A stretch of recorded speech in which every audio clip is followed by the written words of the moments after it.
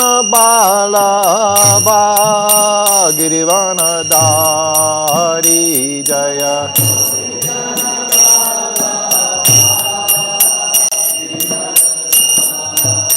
Yasoda Nandana Braja Jana Ranjana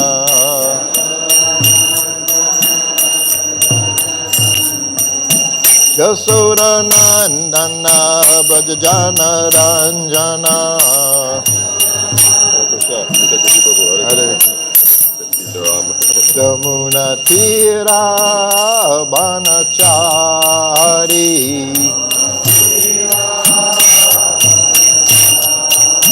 Jamuna Tira Banachari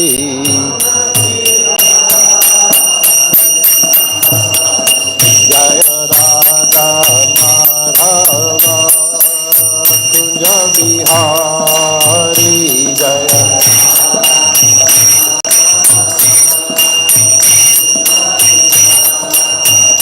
Jaya Radha Madhava Kunja Bihari Jaya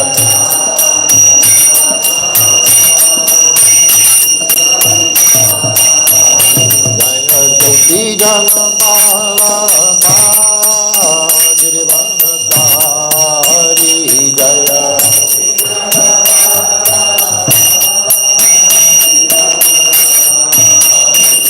Gopi Jana Bala Girivana Dari Jaya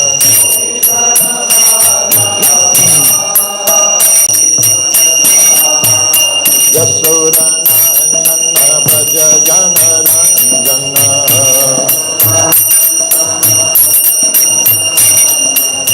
Yasoda Nandana Braja Jana Ranjana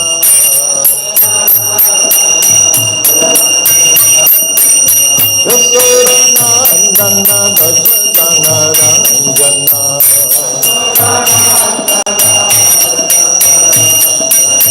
Yamuna Tira Banachari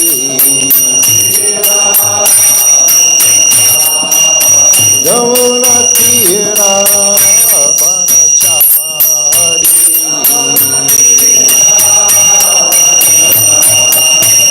Jaya Radha Madhava Kunja Bihari Jaya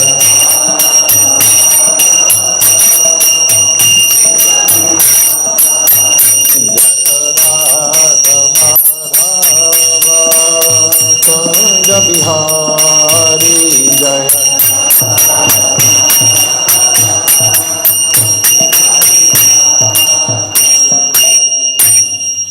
Jai Om Vishnupad Paramahansa Parabhajaktacharya Sattva Sattva Srimad His Divine Grace A.C. Bhaktivedanta Swami Srila Prabhupada Ki ISKCON BBT Founder Acharya Srila Prabhupada Ki Jai. All glories to the assembled devotees. All glories to the assembled devotees. All glories to the assembled devotees. All glories Shri Shri Guru and Gauranga. Glories of Srila Prabhupada.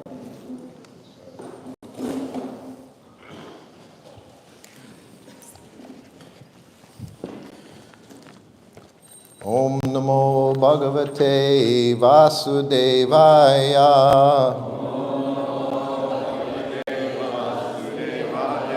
Om Namo Bhagavate Vasudevaya. Om Namo Bhagavate Vasudevaya.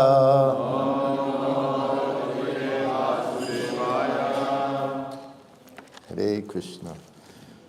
So today, I just found out, we're reading from Srimad Bhāgavatam, 3rd Canto, Chapter 31, Text 32, the movements of the living entities. Yadyasadbi patti puna Shishnodara krito jamai Astito ramate jantos Tamo visati purvavat. Yadyasad bipati puna. Shishnudara kritodyamai. Astito ramate juntas. Tamo vishati purvavat. Yadyasad bipati puna. Shishnudara kritodyamai. Astito ramate jantos. Tamo vishyati purvavat.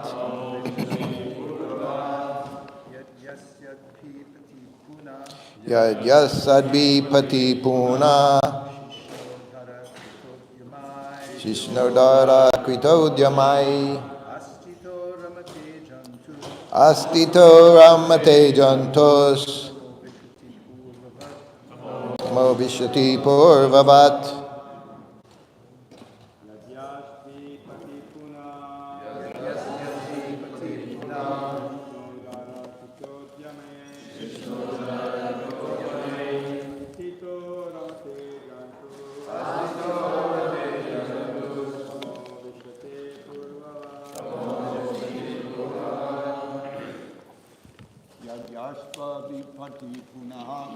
Yadyasadvi pati punaha.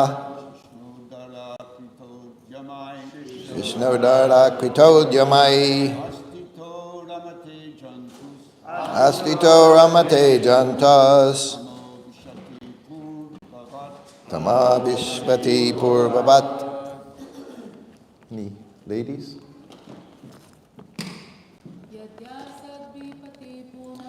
Yadyasadvi pati puna.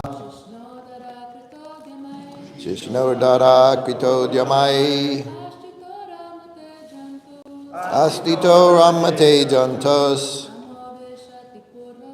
Tamo vishyati purvavat.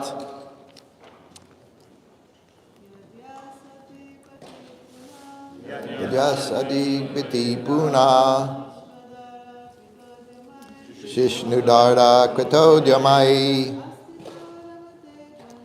Astito ramate jantas. Tamo vishyati purvavat. Yadi, if, asad bihi, with the unrighteous, pati, on the path, punaha, again, shishna, for the genitals, udara, for the stomach, krita, done, ujamahi, whose endeavors, astitaha, associating, ramate, enjoys, jantuhu, the living entity, tamaha, darkness, vishyati, enters, purvavat, as before. Translation and purport by His Divine Grace, A.C. Bhaktivedanta Swami Srila Prabhupada. If, therefore, the living entity again associates with the path of unrighteousness, influenced by sensually minded people, engaged in the pursuit of sexual enjoyment and the gratification of the palate, he again goes to hell as before. Purport. It has been explained that the conditioned soul is put into the Anda Tamishra and Tamishra hellish conditions, and after several such births, he again comes in the form of a human being. How the human being is born is also described by Kapila Dev. The human being develops in the mother's abdomen and suffers there and comes out again.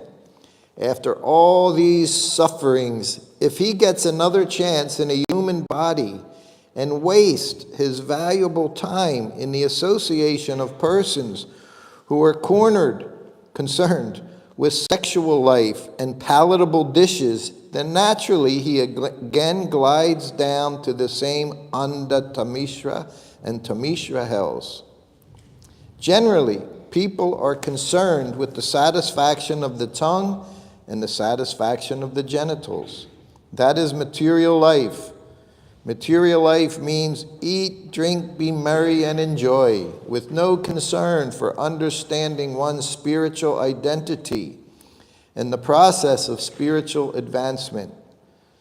Since materialistic people are concerned with the tongue, belly, and genitals, if anyone wants to advance in spiritual life, he must be very careful about associating with such people.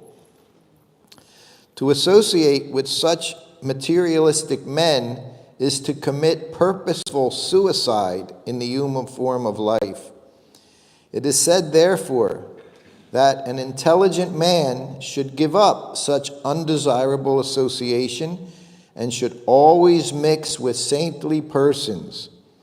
When he is in association with saintly persons, all his doubts about the spiritual expansion of life are eradicated, and he makes tangible progress on the path of spiritual understanding.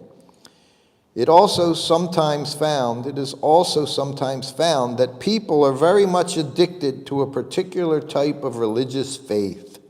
Hindus, Muslims, and Christians are faithful in their particular type of religion, and they go to the church, the temple, or mosque. But unfortunately, they cannot give up the association of persons who are too much addicted to sex life and the satisfaction of the palate. Here, it is clearly said that one may officially be a very religious man, but if he associates with such persons, he is sure to slide down to the darkest region of hell. You can repeat the translation. If therefore, the living entity again associates with the path of unrighteousness, influenced by sensually minded people, engaged in the pursuit of sexual enjoyment and the gratification of the palate, he again goes to hell as before.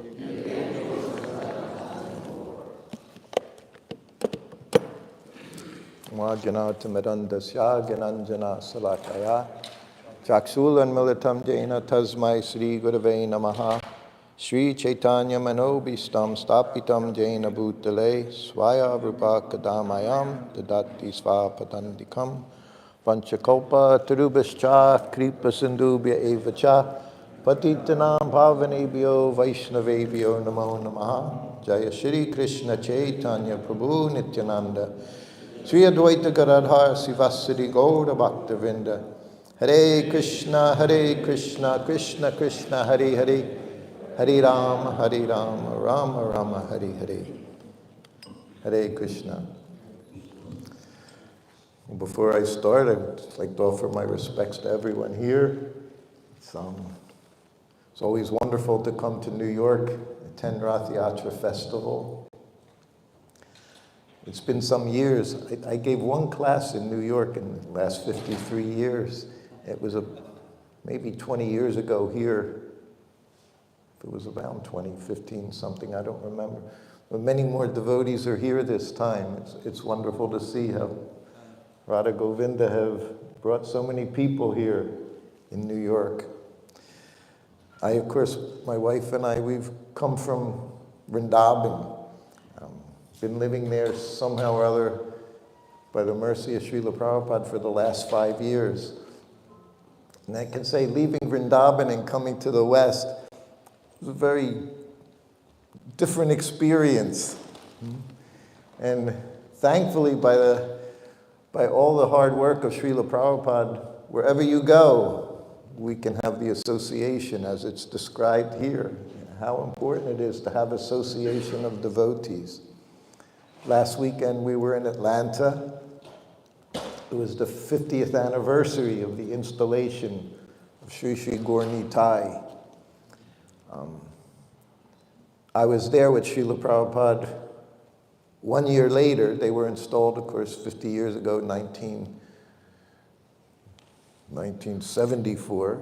Is that right? 1974. And then Prabhupada went there in 1975. I was thinking yesterday at the site, the park there, Rath Yatra Festival, I spent some time with Radhanath Maharaj. He told me one story about Srila Prabhupada that I had never heard. That before even Prabhupada went to Tompkins Square Park, he chanted there. What's the name of the park? Washington Square Park, yes. That he actually was chanting there with the boys. He said about 10 of all the new devotees that were there, and of course no one was wearing dhotis at that time or had shaved head. This was the very earliest days. And he was sitting on the lawn chanting, and they were sitting with him. And it was their first time outside of the temple, which was a scary thing to be with someone in dhoti and kurta like that. And he said the policeman came up to Prabhupada and said, "You can't sit on the lawn." So Prabhupada complied, no problem, very respectfully, got up off the lawn and he sat on the pavement, and they continued to chant. So now we see so many years later, almost 60 years later, they're inviting us there. The police give us the whole day in the park, Washington Square Park. The whole day is open to the devotees. So this is what Srila Prabhupada has done to change this world. Just before we landed in Vrindavan in the lockdown, I went to Africa. And I missed that trip with Srila Prabhupada. It's something I regretted because I left him around June. I should say he left me in Hawaii due to my own desire. And then he went on and he went to Mauritius and South Africa and Kenya, Nairobi.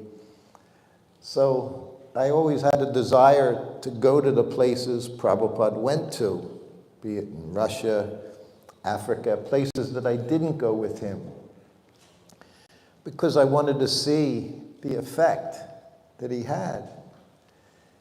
We were there, we were in Johannesburg and then Durban, and then one day they took us for an 1.5-hour drive to this one little town outside Durban, and there was a temple there. And Prabhupada had gone there, gave one class in that place, in that city, and the temple sprung up. And it's what I was seeing everywhere he went. Everywhere Prabhupada went, he planted those seeds. Pure devotee of Krishna. It's described in the Bhāgavatam how rare it is. How many millions, hundreds of millions of demigods, devotees, all devotees.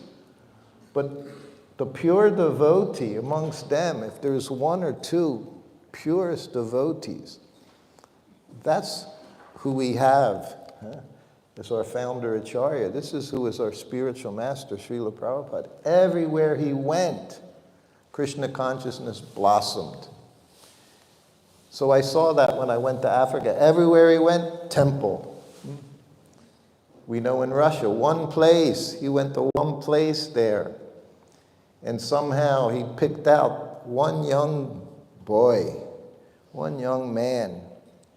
Shyamsundar described for 3 days or so. He just sat with them for a few hours. And he just delivered Krishna consciousness into that one person. That was his opportunity. I was in New Vrindavan at that time, 1971, May. I had just joined. And we would hear about Srila Prabhupada. That was our every day, that was the focus. Prabhupada's doing this, Prabhupada's doing that, Prabhupada went there.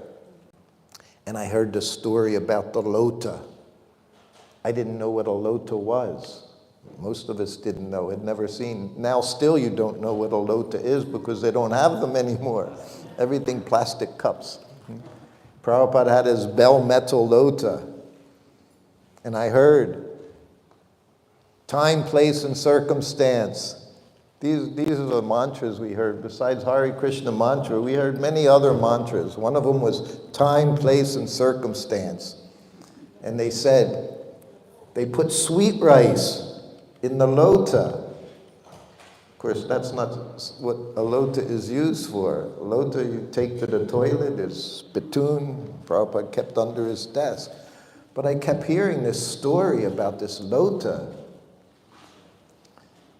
But I didn't understand, but I knew time, place, and circumstance. It was 16 months later I became Prabhupada's servant in New Vrindavan. Prabhupada came to New Vrindavan. Radhanath Swami always talks about the kitri that I made. He said, the best kitri in the whole world, Srutakirti made in New Vrindavan. Anyway, that was my service in the kitchen, cooking. Were you there at that time? 1972. I was the head cook in New Vrindavan, which meant you were the only person in the kitchen. You were the head cook, and you were everything else. Cooked everything, every offering, all the milk sweets in the evening for the next Mangal Arti. But I was the head cook. And then the big festival, Janmashtami festival came August 72. And Prabhupada came there. I first met Prabhupada, I'll say here, at Henry Street Temple, 439 Henry Street Temple. Again, I was in New Vrindavan. I moved into the temple the end of April. So 3 months later, July 22nd, Kirtananda Swami, with a van full of devotees, we drove from New Vrindavan to Brooklyn, Henry Street Temple. And I would get to see Srila Prabhupada for the first time after hearing so much. That was our conversations every day about Srila Prabhupada, what he said, how he looked, how he talked.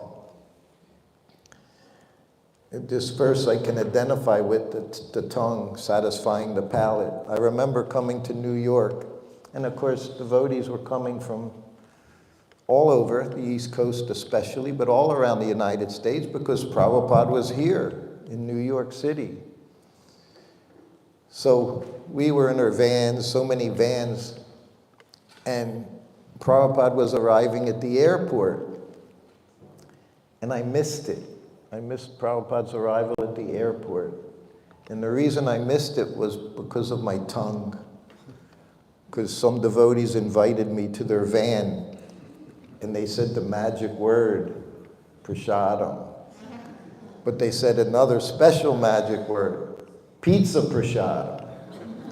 That was it. So because of my tongue and wanting to have pizza prasadam, I didn't get to see Prabhupada at the airport.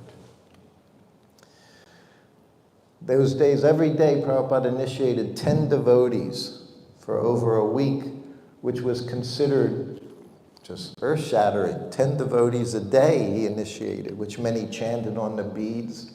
Beads that we made in the basement of Henry Street Temple. We had to learn how to make the japa beads. We were given the thread. We were given beads from the craft shop. We made our neck beads. We made our japa beads. And then, not this temple room, but to me it's the same. Srila Prabhupada here is so magnificent. There, of course, temple room was much, much smaller. And it was July.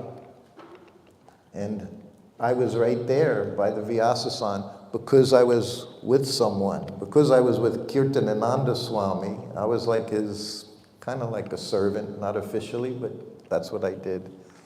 So because I was with him, first sannyasi, one of the first devotees, Kichanananda, Prabhupada called him. He taught me how to cook. I was right there at the Vyasasan, and the room was packed. Hundreds of devotees looking in the doors, looking in the windows, packed in the room, and kirtan's going on, and it's 95 degrees. And of course, it was the first time I saw Prabhupada. And I guess we all had different things we saw. We all saw Prabhupada's love. He just exuded love. And you saw his eyes like diamonds, always shining, because they were always wet. It was always seems like he was very close to crying. And sometimes I saw that too. So I was sitting there happily just looking at him. And the kirtan finished and Prabhupada started saying mantras. Everyone got down. No one ever stood up in those days, you know. We all got down on the floor, but there was really not enough room because we were all standing and it was packed. So then I got down and I said my obeisances very quickly, person that I am, because I just wanted to sit up and look at Prabhupada again. Just look at him.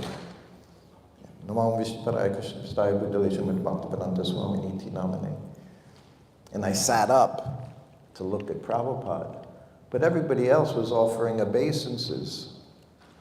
So when I sat up, I sat on someone's head behind me. Young brahmachari was a lot more careful. And when I sat on his head, he became, of course, upset, and he pushed me. And I flew right onto Prabhupada's feet, literally just like it was intentional, but it was completely accidental. But I just flew off balance, and I hit Prabhupada's Vyasasana, crossed his body and feet. And he said the very first thing to me, "What is the difficulty?" That was hence the name of my book. Very first thing he said to me. I heard him say it many, many times. Many times. He would say it very differently. What is the difficulty? Here in New York, he said, what is the difficulty? We chant, we dance, we take prasadam. What is the difficulty? But when he said it to me, it had a different tone. And of course, I just sank back into my seat. That was the first time Prabhupada made me feel the size of the spirit soul, 1/10,000th part, the tip of a hair. That was the first time. Many other times he reduced me to that feeling, chastised me for something I was doing. And then the day I was initiated was a very nice day. There were many devotees initiated. There was a Srutadev, Shrutashrava, of course myself, Srutakirti, and then Kirti Raj. So there were Srutas and there were Kirtis. And then I became, and we would all sit there, and none of us really knew much of anything. At least I didn't. And I'm practicing the regulative principles, just going over in my head, so when he asks me, I'll be able to say it. Because you lost everything. You lost your intelligence sitting before Prabhupada. You didn't think, these are the way I was. It was very difficult even to think anything. If he asked you a question, how could you even answer? So when my name was called, I went up, and of course Prabhupada asked me, what are the regulative principles? And no meat eating, no intoxication, no gambling, no illicit sex. And then he said, he threw me off. He didn't say, and you chant 16 rounds. Instead, he said, how many rounds are you chanting? And again, I became a little proud. I said, oh, I'm chanting 20 rounds, Srila Prabhupada. And he went, He wasn't impressed. And then he handed me those beads that I strung myself that very morning. He handed them back, he chanted on them. And he said, and your name is Srutakirti. And then he said, Srutakirti is the name of Krishna. And it means one whose activities are world famous. And all the devotees went, ooh. And then Prabhupada looked at me again and he said, and you're Srutakirti Das. And he gave me the beads. And I walked back and somebody said, what's your name? I said, I don't know. We would find it, Prajumna would write your name, you know, your Karmi name, and then put your new Sanskrit name with diacritics he would put next to it, and it would be posted on the door. And you literally would like wear a little name tag so we each knew who we were. We would start saying by our names. So that was the first time. Very important, as stated here in the purport. Your association, most important thing. The only reason I'm here, despite all of my failings, my consciousness, whatever it is, I'm here because of my association with Srila Prabhupada. And I saw the most compassionate person all the time. I got to see Prabhupada's compassion. And I can understand that no matter what, he's just wants us to come and do some service. My initiation was before little Chota, Radha Govinda Dev. It was before Radha Govinda Dev was installed. I think the next year they were installed, 1972. I came back here with Srila Prabhupada as his servant. We'd go on morning walks, so many nice walks, so many wonderful devotees on the morning walks. Gopal Krishna Maharaj, who we just put in Samadhi last month. Incredible devotee. Opened up, every time I would see him, he would tell me 14 temples. Next time I'd see him was 16 temples opened in Delhi. Prabhupada gave him the order. Open up all these temples in Delhi. And he did it. And responsible for distribution of, I don't know, millions of books, millions of Srila Prabhupada's books. He was there on the morning walk. All these wonderful devotees. Here in New York, coming to New York for me was always, was from Philadelphia. That's like a little New York, like a mini New York, but not like New York, nowhere like New York. And Prabhupada came here and started this Krishna consciousness movement. I say everywhere is blessed here. That's what I observed in my travels a few years ago, going to Africa. Wherever he put his footsteps, a holy place. Now again, I went to Vrindavan, somehow or other, by my wife's request, demand, we go live in Vrindavan. I never imagined living in Vrindavan. For me, it was a place I would just get sick. I've written about that many times.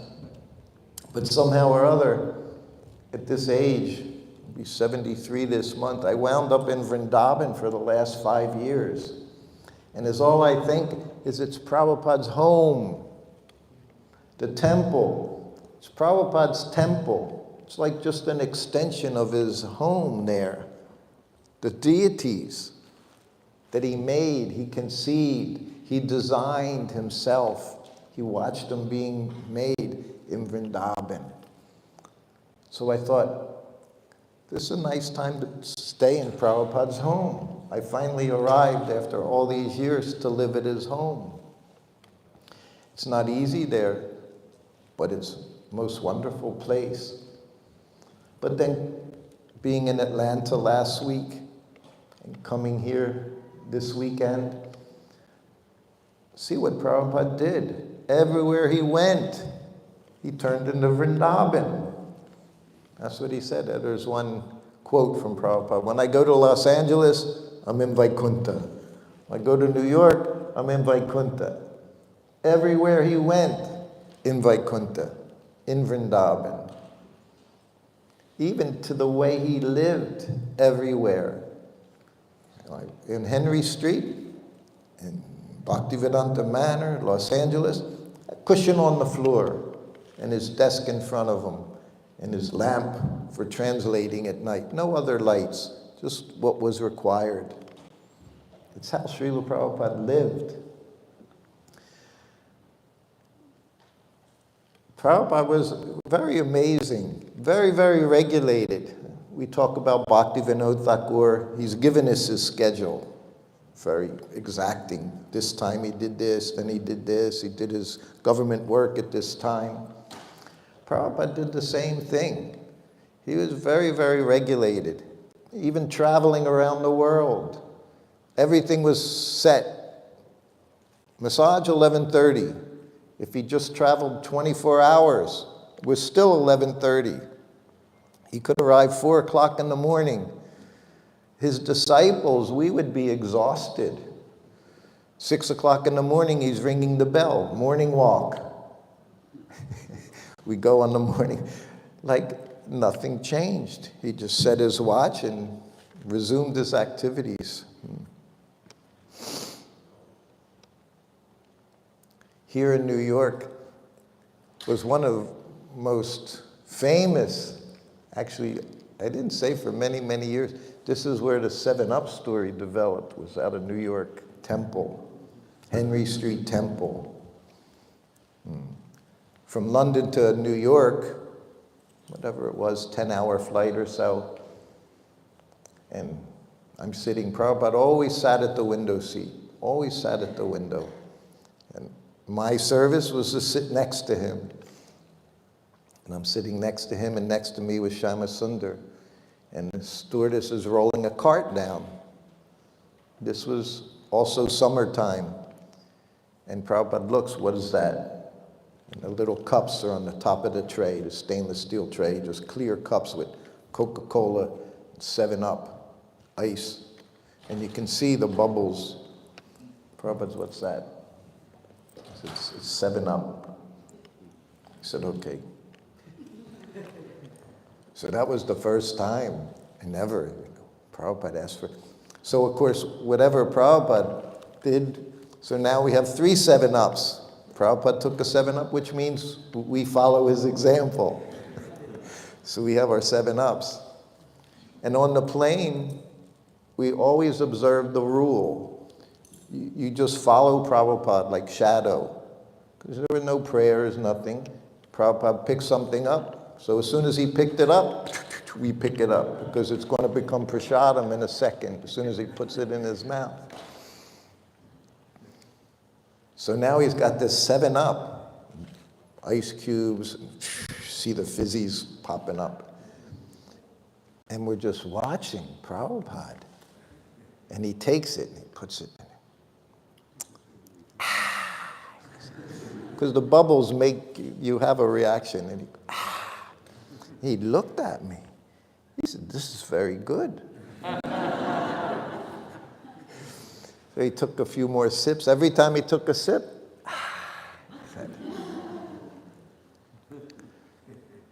so then hours go by, and now they're pushing the cart down with the cans, everything, giving out drinks for everyone. So they're coming, and they stop in front. And of course, Prabhupada didn't talk to them. He talked to me. I was the translator. I'd take it from the spiritual to the material platform. I was very good at that. I could translate materially. That's the only thing I could translate, was from Prabhupada's transcendental sound vibration to my mundane sound vibration. No other language I ever learned. So I looked at Prabhupada. He said, yes, 7 o'clock. Called it 7 o'clock. So I said, we'll all have 7-Ups. So now we have the cans of 7-Up in the glass with the ice, and I poured a 7-Up in it. And Prabhupada picks up the can, and he's looking. He goes, carbonated water, sugar, lemon lime. Then it was very clean, no chemicals, lemon lime. He looks, he said, this is very good. Yes, bro. And again, we went through the ritual, Prabhupada. 7-Up. So now I come, Henry Street Temple. A beautiful temple, beautiful deities. wonderful devotees. Here in New York, that Prabhupada, first place he turned into Vrindavan, New York City, all over New York. Just like if we live in Vrindavan, why? Because Krishna had his pastimes there. Everywhere he put his lotus feet, the dust we're putting on our head. This is here in New York, Prabhupada, everywhere in New York, in the Bowery, in Brooklyn, in Manhattan, so many places. It's a blessed city. It's a holy place, a tirtha. You live in a tirtha, and these deities. Prabhupada, all he has to do to install a deity is look at them. That's the power of the pure devotee. You don't need any ceremonies. We have them. Prabhupada chant Hare Krishna. But just him seeing him, he bring the deity. He bring the Lord into the deity form. So we arrive, and Kirtiraj, who we were initiated same day, me and Kirtiraj, and we're in Prabhupada's room. Temple was on the left of the hallway. Prabhupada's quarters was on the right. It was a nice flat, big flat. He only used his sitting room. And Kirtiraj says, "Do you want any? Does Prabhupada need anything?" And me, I was not a very creative person in general. When they say with Prabhupada, because he never needed anything. He never expressed, "I need this, I want this, my cushion's not," never said anything. I said, "You can get a 6-pack of 7-Up.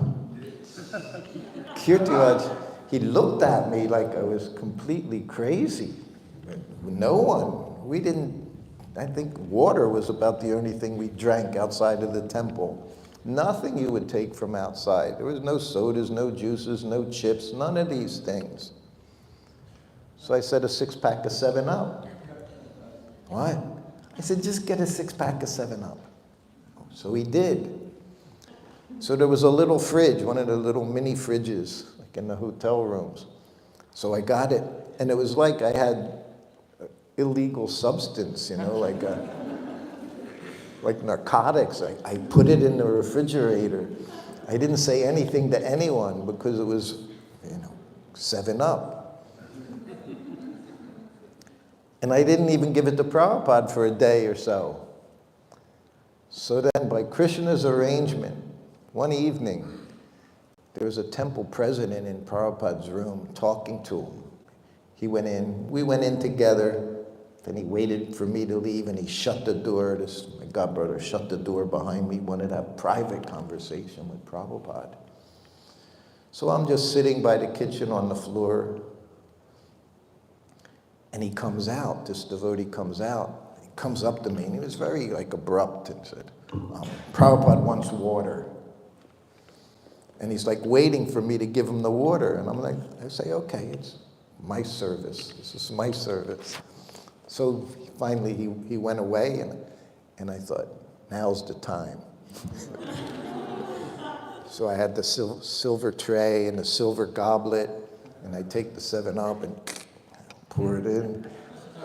And now I have the tray, and I walk up to Prabhupada's door, which is closed again. And I open the door, and the devotee comes right to the door trying to grab my tray.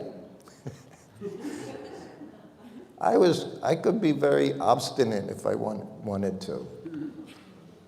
So he's trying to take it off me, and I'm like, no, especially because it's not water, it's 7-Up in here. This is not ordinary.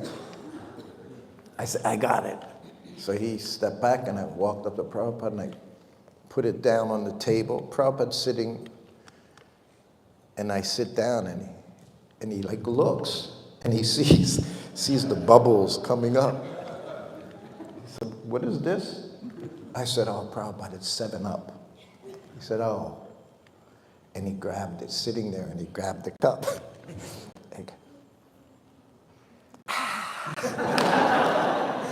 He said, "This is very good." Prabhupada was so excited on this 7. He said, "Very good." And then he stood up, and he grabbed his cup, and he just stood there. Looked like a 7-Up commercial. He stood there with the cup in his hand, and he just kept sipping. Take a little sip, because you can't take a lot at one time, all those bubbles, So he took a little sip, and my godbrother's heads exploding. Prabhupada's drinking 7-Up. This is like unheard of. Probably all over in the spiritual world they were telling one another. You know, Narada Muni running. Prabhupada's drinking a 7-Up down there. So then he finished it. And I said, would you like some more? He said, no, that's okay. So I left. So I also got away with, when the spiritual master asks for water, you don't bring him milk. But you can bring him 7-Up. You always follow his instructions, but this. And then the next day came. They were always looking for a bigger temple. Henry Street was so crowded. Bigger temple. Prabhupada conquered New York City. So it was Bali Murdan. He says, Prabhupada, we have a place to look at. He said that we could possibly purchase, and we'd like to take you to see it. And Prabhupada agreed. So we all go out into this car, and it was a little Toyota. This is 1973. So it was just this tiny little Toyota car or something. 4-door, no AC, nothing like that. And Kirtiraj is driving. So there's Kirtiraj driving, Bali Murdan sitting next to him, and Prabhupada and I are in the back seat. So we drive up, and I don't know where it was, but it was a big cathedral, big Catholic church cathedral, big everything, steeple, beautiful place. And we drove up and parked across the street. And Prabhupada gets out and he sees it, and he's, oh, it's very nice, he said. And he, from across the street, he looked on the doors. You know, the churches have the pews, big lights hanging down. And Prabhupada said, oh, we can call this Gauranga Hall. He immediately already picked the name for the place. Gauranga Hall, he said, we can call. And he's ready to go across the street to go see the place. And Bali says, no, no, no. He said, we can't actually go in. And he had different excuses why we couldn't, see the people. So now we're standing on the corner across the street. And it's July. And it's hot. And it's noontime. And Prabhupada's there, beautiful dhoti, kurta, saffron, standing there. And we're all there with our shaved heads. And there's a bodega, right? Store bodega, is that what it's called? Little mom and pop store, which were everywhere in New York in those days, 50 years ago. So we're right there. And Prabhupada looks, he sees the store. And he looks at Kirtiraj. He said, do they have 7 o'clock? Kirtiraj says, why? I said, Prabhupada wants a 7-Up. Kirtiraj, huh? Still couldn't believe Prabhupada would want a 7-Up. So I said, get him a 7-Up. So Kirtiraj, he goes in the store, he comes back with 1 can of soda. 1 can for Prabhupada. Because he had to go to the treasurer, I guess, and explain spending 35 cents for a can of soda or something. So 1 can he came out with. There's 4 of us, but he came out with a can of soda for Prabhupada. And I, of course, opened it up. And now Prabhupada's standing on the corner, New York City, with his cane down and his left hand pointing down. And he's drinking his 7-Up. Yes, always went, take a sip, and we're just looking at him. And who is this person, Every day I would think that when I saw him. He would do something, you would just say, who is he? He'd do something like this, So then we get in the car, and Prabhupada's sitting beside me, he takes another sip, and then he hands me the can.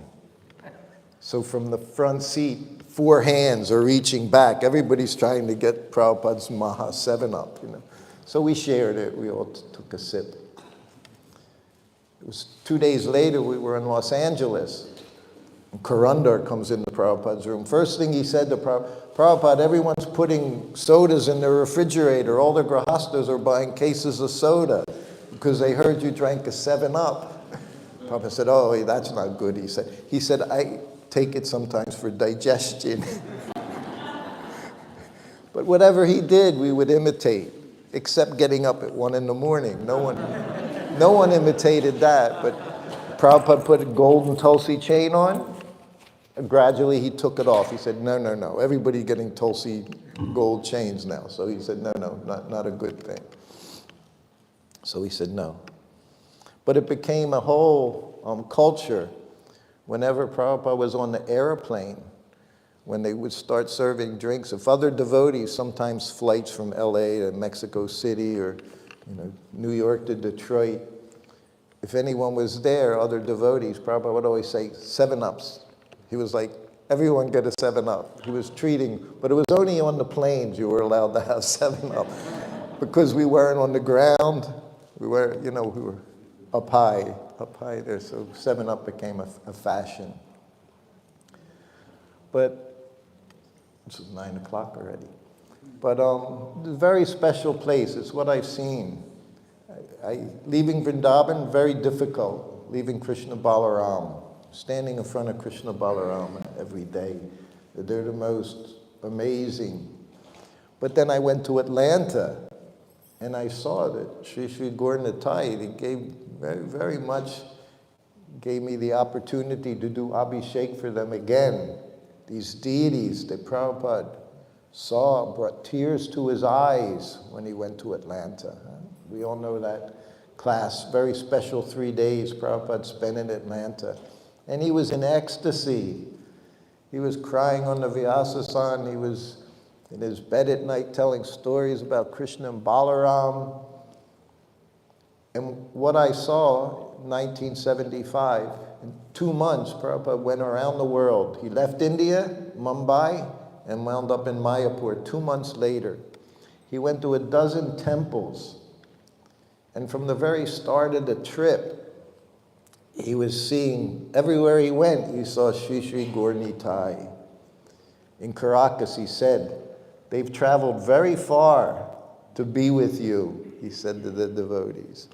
Prabhupada, 14 times around the world, to turn us into Vaishnavas, to give us the place where we can come, have first-class association, have Rath Yatra festival, coming to the temple.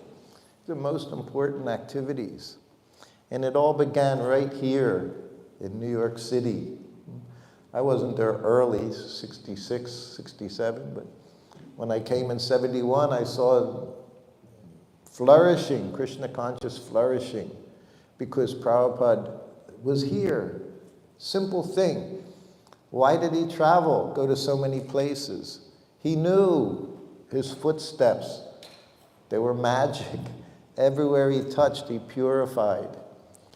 When I went to Russia, I told all the devotees, it's 10 years ago, I said, Prabhupada walking in Red Square, I said, you're all here. Somehow or other you heard his chanting. You saw him, maybe birds, bees, maybe tread on you as an ant. I said, you're all here due to Prabhupada's coming here for 1 week. What to speak of everything he's given us here in this country. And I see actually, it's like a second wave. So Krishna consciousness, when Prabhupada came to the West, he started in New York, and then the wave went through Europe, Western Europe, and then gradually it went through Eastern Europe, and then it went into Russia, and then finally it went into China, Japan, and now back in the US, we can see this other wave here in New York City. Prabhupada's books being distributed, Harinam, all day long, every day. Again, and will just increase more and more as time goes by. Delhi, one place, 18 temples, and still more to come. Over 100 temples in India, all because of Srila Prabhupada.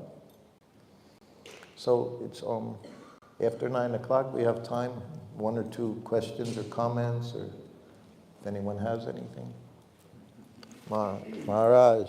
He didn't answer. Time and place. Time, place, and circumstance. So thank you. The night before Prabhupada left, Kirtananda came into the kitchen where I was cooking, And he said, do you want to be Prabhupada's servant? He said, yes. He said, all right, you'll leave with him tomorrow morning. Literally, 5 o'clock in the morning, I go into Prabhupada's room at Madhuban. He had his cottage there, a little cottage. And it's dark except for a desk lamp. And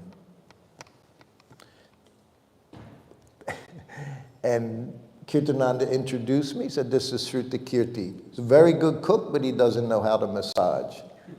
Prabhupada said, anyone can massage, which wasn't true. But he didn't want to upset me right away. He said, but he was very particular, very particular. So then, Prabhupada's behind the desk, he gets up and he grabs his lota. So that was the first time I saw the lota. And he gave me my very first instruction, follow me. It's an eternal instruction. It was my first instruction. Everything Prabhupada said, you could take it on so many different levels. Initially, I just followed him out the door. But now I think, that's my instruction, is follow him. But that lota, the story was, in Russia, and we grew up in the US hearing it, they would stand in line for hours just to get rice and milk and flour, whatever it was. And it was like that. In Shama Sundar, every morning they would go out and see what they could get. And the one particular morning they went out and they managed to get milk, rice, and sugar. So they came back to Prabhupada and he said, we make sweet rice. We have milk, sugar, and rice. So he said, we'll make sweet rice. So they made a big pot of sweet rice. But then when they were transferring it, they didn't have enough transfer pots. So Prabhupada said, put it in the lota. Time, place, and circumstance. So even the lota had the sweet rice in it then. So now, Prabhupada said, follow me in New Vrindavan. I followed him. He walked out the door a couple meters. He said, wait here. I waited, and he went with his lota behind the trees. After a few minutes, he came back, and he gave me my very first service. He said, now you clean this lota with the soil and water. Put it back under my desk. So that was my very first service as personal servant, was cleaning his lota from the bathroom.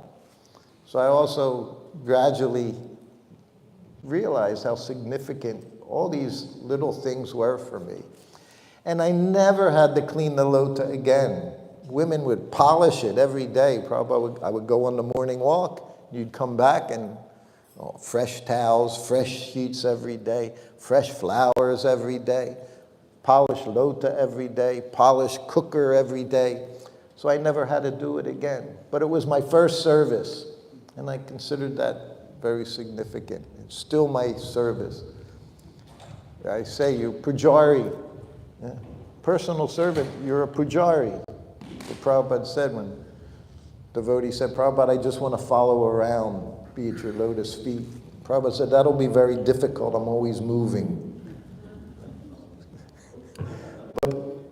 So now I sometimes serve the deity in Vrindavan, but they don't, up until now, they haven't moved around. Neither do they yell at you immediately if you do something wrong, like Prabhupada could do. So it's a little different. But service is the same. And all of us were personal servants. That's actually the fact. Everyone is personal servant, not just the one in the room there at the time. Prabhupada even expressed that once he rang the bell, rang the bell, rang the bell. Perth, Australia. I was in the swimming pool after Prabhupada's lunch. A devotee went in. Prabhupada said, oh, your servant, and we like to tell on each other, you know. He's in the swimming pool. He didn't say his servant's not, you know, he had to say, he's in the swimming pool, Prabhupada. Your servant. Prabhupada said, everyone is my servant. So he shut him right up. Don't criticize. I criticize my servant. You don't criticize my servant. That was Prabhupada. So he said to him, everyone is my servant. Go do this, go do that. So he learned right away. And of course, I never swam in that pool again once I found out. But that was the Lota. I finally got to see the Lota. That Lota's in Vrindavan, yeah, in the case. So many of Prabhupada's belongings are there. So it can help us remember him. Anything else?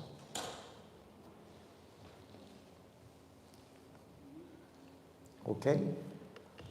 Srila Prabhupada ki jai. Shri Radha Govinda ki jai. Jagannath Rathayatra ki jai. Hare Krishna. Thank you.